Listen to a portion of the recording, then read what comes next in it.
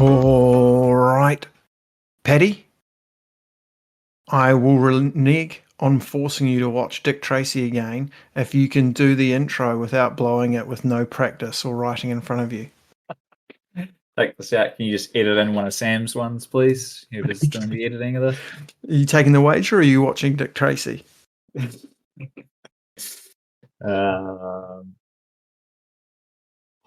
can I remember the last two bits? Blow into your game coaches and rip off your tearaways. I'll give you the items. Something about your starter jacket. Yeah. Do I win if I say starter jacket, game cartridges, and tearaways? If it's 85% correct. Those are in order as well. You're a teacher. What would you mark it? It's because you're quoting Sam. If you don't get it perfect, I won't give you 100%, but I'll pass you if it's general just correct. What? Those are the order. I'm pretty sure they're the right ones and in order. Yeah, let's hear it then. Let's track on. I don't know if it's that's what that three things are: starter jacket, game cartridge, and tearaways. Yeah, but I can't remember the thing for starter jacket though. But it's blow into the game cartridges and rip off those tearaways. It's also you're still getting those two in the wrong order, but nah, I don't think so. Anyway, let's. I'm Pat Sellers. I'm Sean Kelly. We wish it was the 90s. And that's a Dick Tracy for I've already you, man. done like 100 of these. That's awesome. Welcome back to another episode of Wish It Was the 90s. The real secret is I do know it, but I really want to watch Dick Tracy. I need some more Dick Tracy in my life. Well, whatever that actor's name is still threatening to make a sequel, so you might get lucky. Mr. Beady Batty. That's it. Right. Well, by viewer, and we said if any viewers request a Batman the Animated Series episode, we will cover it, and we got one straight off the bat of our last episode, no pun intended. And so today we're talking about Joker's favor, because it's American spelling. Okay. And just a couple of things before we dive into the episode. Written by Paul Dini, who we talked about last time, directed by Boyd Kirkland. The first appearance in the series, according to air date, of Mark Hamill's Joker. Now, production-wise, he's in episodes before this, but this was the first Joker episode aired. So this was the viewers... Which number episode was it? How far did they go before they unleashed the Joker? So technically, this is season 1, episode 7, but I don't know if that's production or if it's release order, because I found a list of the differences, but I can't remember. Oh, it might have been Wikipedia. But yeah, so that's interesting. And then I think probably what's even more interesting is that this is the world's first introduction to Harley Quinn. Insert the audience clapping. I don't think. Yeah, we've got these weird sound suppressing microphones, but clap. Yeah. That's yeah. Voiced by incredibly by Arlene Sorkin. And I mean, obviously, I've seen lots of her in the series and more recently all over the place, but she just fits in so smoothly. And their chemistry is pretty instant. But we'll come back to that. Because there are some other interesting things to do with that. That was too good to be saved for Tracy trivia. So Joker's favor is all about life's punching bag, Charlie Collins, who's on his way home from work, bemoaning his wife probably making meatloaf again, when a crazed loon, what appears to be a station wagon, nearly cuts him off, and he decides he's not having that and tries to get up next to the guy to give him a serve.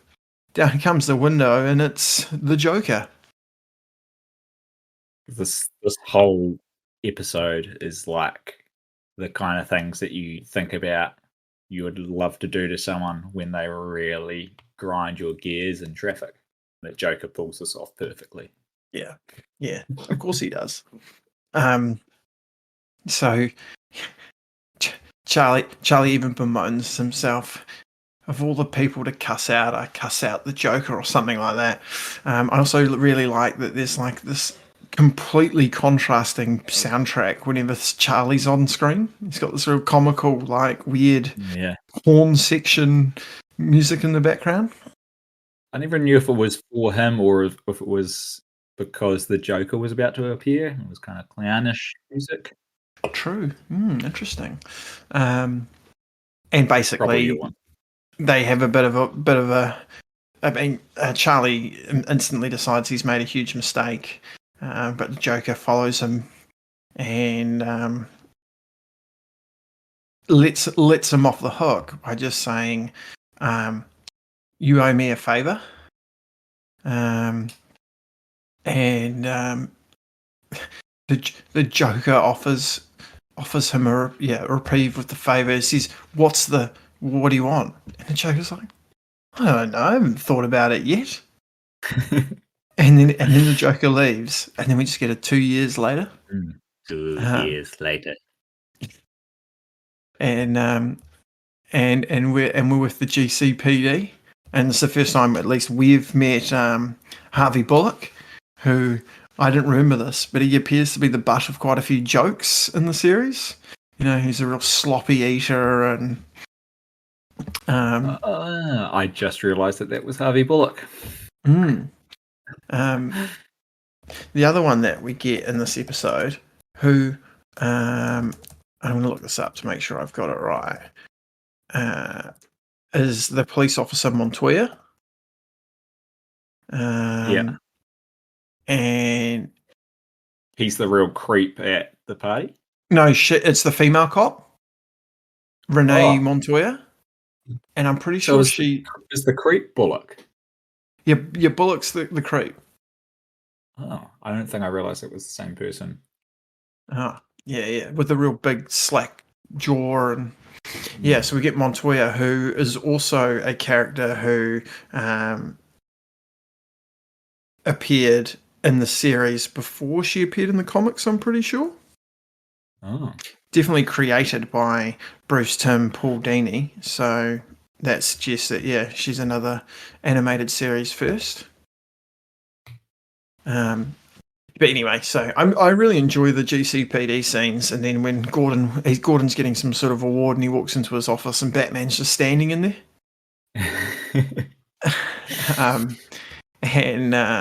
And Jim goes, "If anybody should be getting a testimonial, it's you." And then Batman goes, "I'm just the night shift. You have to deal with this mess 24 hours a day." That's great humility from Bats. And anyway, then we get to a scene in Joker's hideout. He's got a couple of goons and Harley, and the Joker demands to get the opportunity to pay his respects to the commissioner. And Harley says, "Who are we going to get in? Some professional help?" And he's like, "Nope, I've got just the person." And so this is when he decides to call in his Charlie favor, who he's been tracking for 2 years, just for this moment. And turns out Charlie's moved to Ohio. And turns out Joker's whole plan for the favor is just that Charlie needs to open the door so Harley can wheel the Joker in, who's planning on hiding in a birthday cake a la Marilyn Monroe. And when Charlie finds this out, he's like, "You just want me to open a door?" And he's like, "How do you think Harley's going to do this when she's pushing in the cake?" I guess the goons can't do it. I think it just sort of is trying to prove that, like, off the bat, that the Joker's just nuts. I took it as he was still really holding a grudge, as you should if, someone has a go at you in traffic. And that this is like, I'm just going to call this one in about 2 years and find a way to kill this guy. And so cut to the commissioner's honouring party. Harley's dressed as a cop. Everything's going according to plan. She does a really nice poem. And then Joker pops out, and there's some sort of freeze gas. So they let some gas loose, and everyone gets like frozen solid. Well, not frozen, but like they can't move. Paralyzed, but in place. Yeah, like stiff paralysis. And it seems like your eyes can still work. 'Cause it seems like the commissioner knows what's going on. And then Charlie's trying to get away, and just happens to be a bat decoration in one of the rooms that he puts up to the window. Just so happens that Bruce was leaving the party early to go on Batman patrol, and Alfred notices it. And so Batman gets in there, deals with the goons easy enough. Joker gets away. Not Harley though, and not the goons. And then Charlie finds him, and I bought this big time. Charlie comes in super hot kamikaze style with a Joker bomb. And then Batman appears and is like, "Don't do it, don't do it." And he gives it the "Give me everything you've got" on Charlie. Well, Charlie says that or whatever, and so he gives up his notebook of Charlie notes, and then the bomb goes off, and it's like one of those bang signs, and Charlie and Batman laugh at the Joker. They do. They beast him. What do you reckon about this episode, Paddy? I think you missed two of the funniest parts. Both of them involve our old mate Charlie taking a swing at the Joker. The first time when he takes a swing and misses kind of reminded me of do you remember that episode of The Simpsons? Like, does Marge go to rehab, I'm pretty sure, and Homer shows up drunk and takes a swing at the receptionist and knocks himself out on the reception desk. It was a little similar to that. And then I also thought it was pretty funny. He actually has a swing at the Joker and then hits him with a great body blow. He gets Joker to the deck. I was like, oh, welcome to the show, Charlie. I really like this episode in general, though. Charlie was a pretty funny character. He had sort of like, speaking of Simpsons, sort of old Gil vibes at the start. Yeah, because he did talk to himself a lot. Yeah, he couldn't get his raise. He was really looking forward to Bonnie's meatloaf at home, and that was all good stuff. And then decides to really back himself and blows up at someone for cutting him off and ends up being the Joker. I didn't know what was on the roof of Joker's station wagon, which for some reason just had my attention the entire time. I was like, what has he got? Looks like he's packed for a trip. That whole sort of scene with the Joker just like following him, and like he's trying to get away from him, just keeps moving him behind him, and then follows him all the way out to off the off ramp and ends up in front of him. And then his car breaks down in the woods. It's like, this has got pretty good horror vibes, actually. This is quite spooky. It's be a good live action storyline, this one. Yeah. I've just got a couple other quotes. I do have Harley's poem. I hate doing. I don't want to do Harley quotes because her voice is so good and it's so hard to do. Here's to Gotham's Commissioner G. You lock up the weirdos, the crooks, and the geeks. You're a hero to all the boys in blue, but this time, baby, the joke's on you. Is that okay? Spot on. Was that you, or did you just play it from the show? You were talking about how Detective Bullock's a creep, and when Harley's dressed as a cop, he goes, "Hey, sugar, you want to read me my rights?" And she goes, "You have the right to remain silent," and then whacks him in the shin. Yeah, that's quite good. Yeah. Yeah, well earned that crack to the shin. Also, I couldn't tell if I was mishearing it, but did Joker call Charlie Chuckles a couple times. Oh yeah, he gave him heaps of Okay, yeah, nicknames. it's quite funny. Mostly in my notes is just how good is Hamill. Yeah, yeah. He's fantastic. Like, 'cause he's changing all the time as well. Yeah. Another one that I really liked was when Batman catches Harley, and she goes, "I know you're thinking, what a shame, a pure innocent little thing like her led astray by bad companions." And then she tries to stab him. He goes, "Right, tell me another." And then he cuffs her or whatever, and she goes, "Oi, beauty school is starting to look pretty good about now." That's pretty good stuff. And just the other part that was meant was when Batman was having that yarn with Gordon in his office, and then Gordon's talking about, "I guess it could be fun, whatever. You know where I can rent a tux?" And then he looks up, and Batman's going, he goes, "I hate when he does that." Something that we'll see come up a lot. Yeah, this actually led to one of my questions. That scene is, I was wondering if Gordon knows Bruce is Batman at this point of the series, or I don't know if at any point of the series he knows, but does he? I don't think he does, because there's an episode Right. that's in our list around Batgirl, and I haven't watched it yet, but from memory, he doesn't. Okay.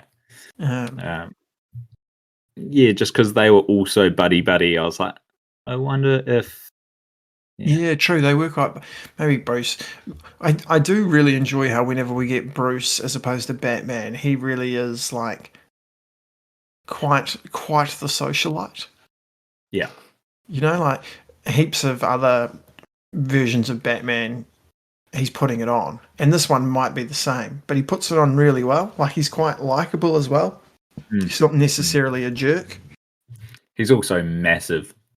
It's like this guy's clearly not just a socialite. Like, look at this big roid monster. Yes, he's either a supervillain or a superhero. He's one of the two.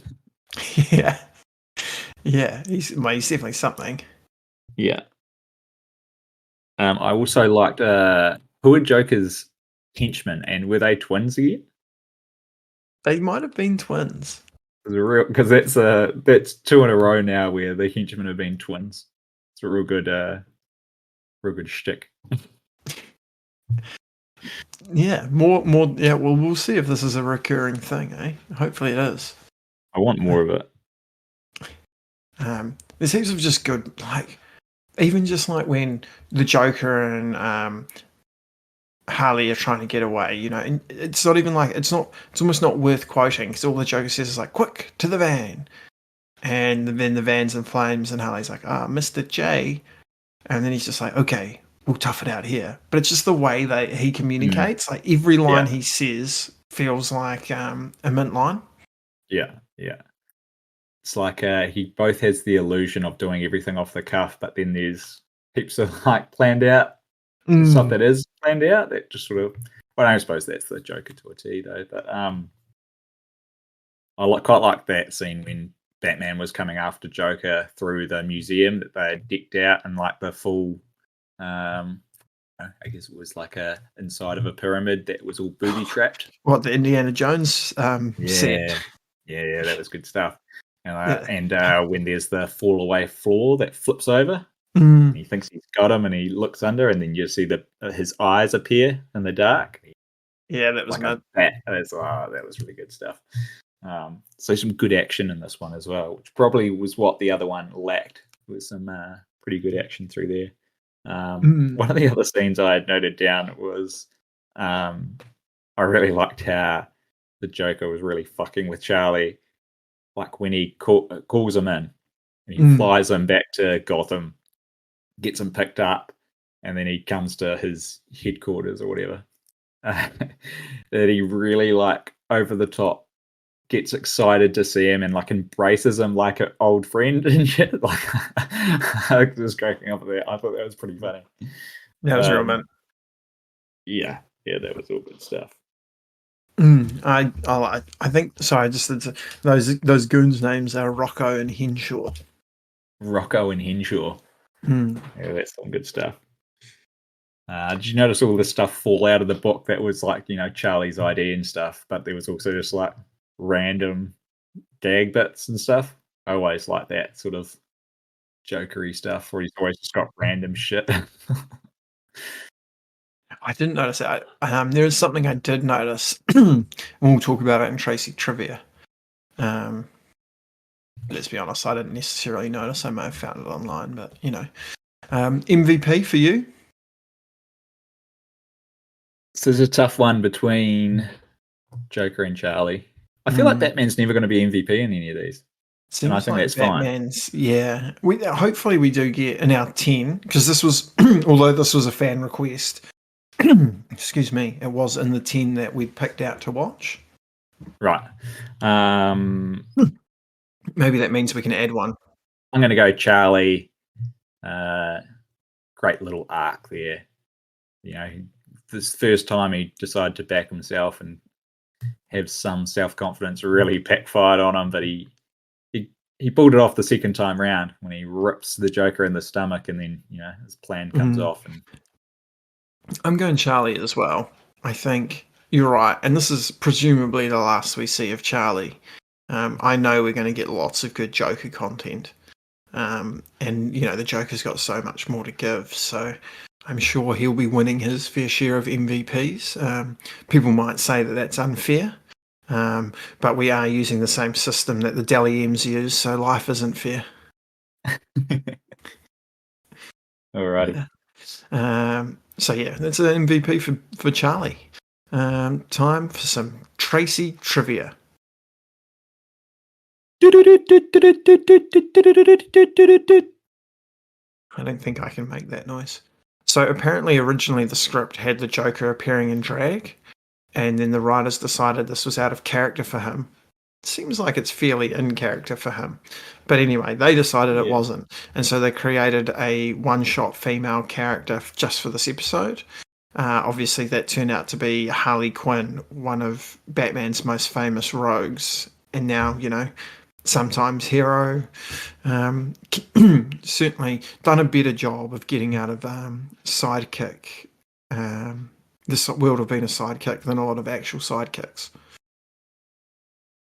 So yeah, this is what we're talking about. So this is the first appearance of the Joker. First episode aired, but it was his fourth episode that was produced. Oh, okay.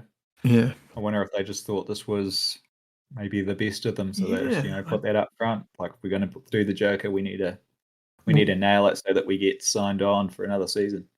See, the other thing that I noticed when I was looking at these dates, I should have had them in front of me, but they've got production date or production order, air date, like what date they were aired, and some of them also have a prime time air date. So I'm assuming some episodes got the evening prime time slot, but not all of them. Oh, okay.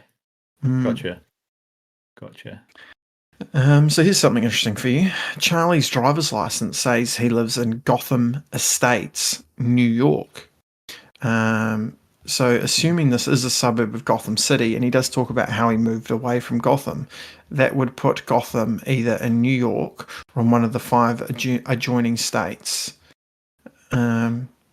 Official DC canon, so comic book canon, I didn't know this until I was looking it up. Gotham City's in New Jersey.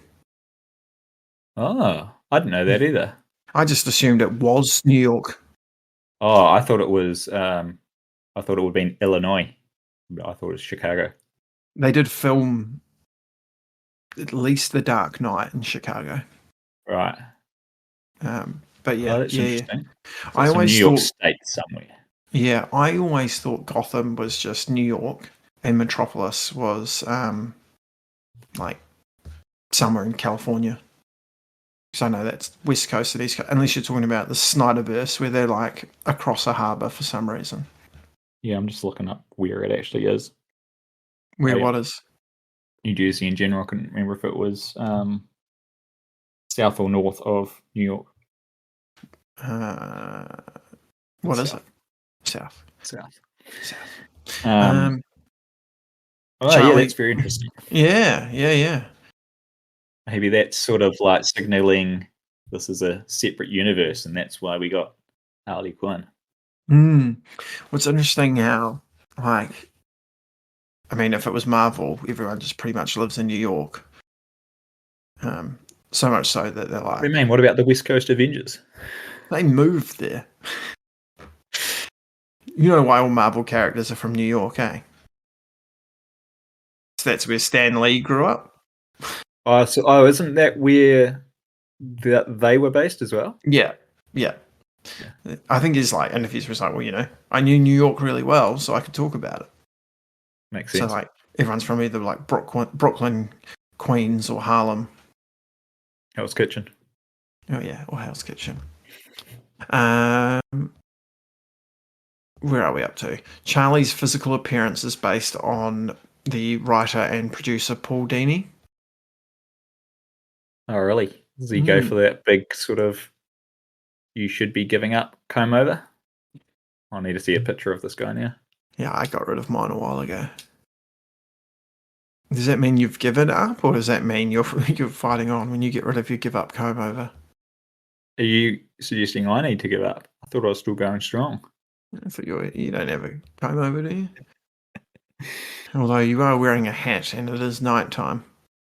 That could be for any reason. What's your next bit of Tracy Trumia? This episode is one of the few instances in the entire DC animated universe where Batman laughs. And it's the only time he laughs from genuine amusement. So he laughs in a later episode sarcastically in the episode Mad Love, which is on the list, in order to provoke Harley. And then in a scene from Batman Beyond Return of the Joker, where Terry McGinnis storms the Batcave to find a nearly dead Bruce Wayne laughing after it had been attacked by the Joker and dosed with Joker venom. Yeah, that doesn't count if he's got Joker venom and not him laughing. Yeah. And that's all the Tracy trivia I have for today. I've got some questions about your, based on your Tracy trivia. Oh yeah, go for it. And I'm assuming because you're a big old nerd.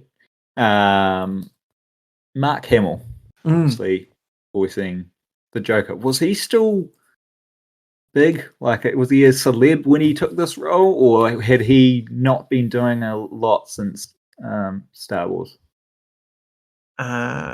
He's in bits and pieces. He's definitely still an actor, and he's still well known. He's still Luke Skywalker. Right. He didn't think he would get the role because of Luke Skywalker.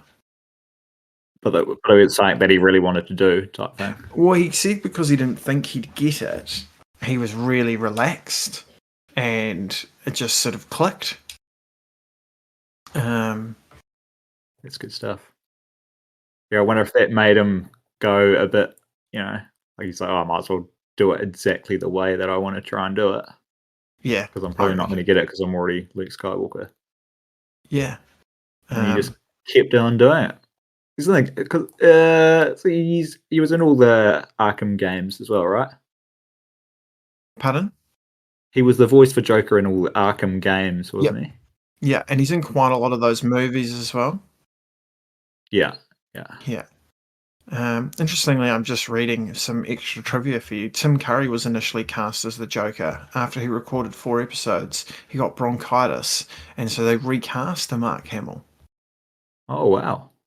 That would have been interesting. Being very different. But also, if I was going to pick a replacement, Tim Curry would be mint. Definitely. So I read something about how, and I don't know if it was Hamill or someone else, but I'm quite confident someone actually read for the part of Bullock. I have to look that up. I can't. Let's not get that wrong. Let's not get that wrong. I feel like Bullock's a lot different to what I remember. Will they change him quite a lot later on in the series, or is there another animated series that I'm thinking of a Bullock I think from? he might. He gets an episode like dedicated to him. Right.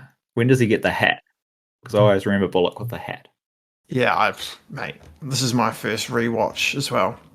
So this isn't like when we did X-Men where I'd seen every episode 30 times. You've only seen these like 5 times each. Yeah. Yeah, that's about right. Yeah. Do you know, just based on your research around Harley Quinn, do you know when they brought her into the comics? Yeah, her first canonical appearance is Batman Harley Quinn #1, October 1999. So that's a long way. I think the Batman Adventures is like a comic based on the cartoon, so I don't think that really counts. So it was Kevin Conroy. So Kevin Conroy auditioned for the voice of Bullock and ended up getting Batman. Oh, I feel like I'd heard that somewhere before. Did I say that last time? Maybe. Maybe. So what did you say? It was 99 her first appearance, and this aired in 92. Yeah. Oh, I really enjoyed that. I'm really into this, so these might pop up more often than we were first thinking. Makes you really want to dive into a lot of the stuff here. It's like you need a real expert. What are the expert areas do you need professional help in? Pat, I'm glad you asked, because financially I'm fucked. Uh-huh. And if it wasn't for my great friends at Accountants Plus, I wouldn't have a house. Or all of my fingers. I've heard great things. So if you need accounting assistance, particularly if you run your own business or you're an independent contractor, or you get into a little bit of trouble with your road rage, talk to Jason, the team at Accountants Plus, and they will take care of you. Speaking of ads, we're on social media at WIWT90S, Instagram, Facebook, X, the platform formerly known as Twitter, TikTok, and this is like week 6 of me threatening to create a MySpace. Might have to do it. We might have to bring back some real retro socials. Oh yeah, myspace.com. Although none of them are 90s, are they? Maybe 2000s. No, this was created in 2003, but it just feels like the most appropriate thing for us. It's like, what else could you do? It'll really improve our reach. Maybe we could create a website for our page using just code. All right, well, we better go because Pat's got to go watch Dick Tracy. Yeah, I've got it queued up. I'm looking forward to it. It's not even a punishment. Couldn't think of a better way to spend my time. Well, next time we do a Batman episode, you can remind me what happens in Dick Tracy because I can't really remember, except that Jack from Hook's in it. Just remember the weird heads. Oh, The weird heads. Especially that big head with a little face. It's the weirdest one. And remember when Beatty was doing his own stunts and cracked his head on that lamppost? That's good. I'm looking forward to that part. That's probably the only part I'm looking forward to. It's quite weird. Beatty's got quite a weird head without any prosthetics.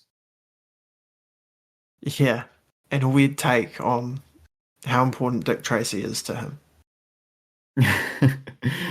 Yeah. Have we got a sign off yet for this one? I feel like we should have one. Let's go home. That was our one for X-Men. At least my part. I remembered that. I don't know your part. That's why I don't know Sam's intro either. I just remember my lines. Yeah, I instinctively am going, all right, buddy, but that doesn't feel right. Something like that. Anyway, I've got to get going because I'm looking forward to seeing what Bonnie's cooked. Hopefully it's meatloaf. Enjoy your meatloaf. Everyone out there listening, also enjoy your meatloaf. And knowing us, you'll probably just get more Batman next week as well.